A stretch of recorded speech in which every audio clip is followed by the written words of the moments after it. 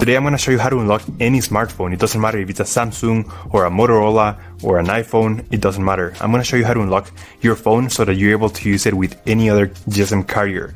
I'm going to do it together with you step by step. I have unlocked more than 100 phones using this method and it works perfectly.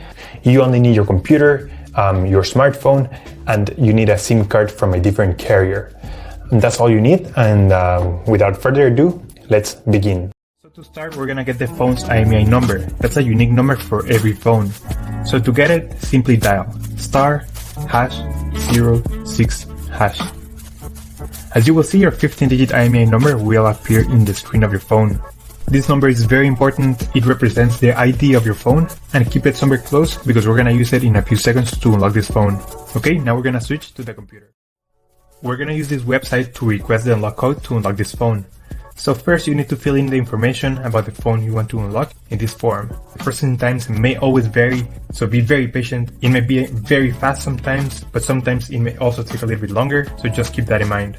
Okay, so after you have waited the estimated amount of time, you're gonna get an email, and I'm gonna show you how the email will look like.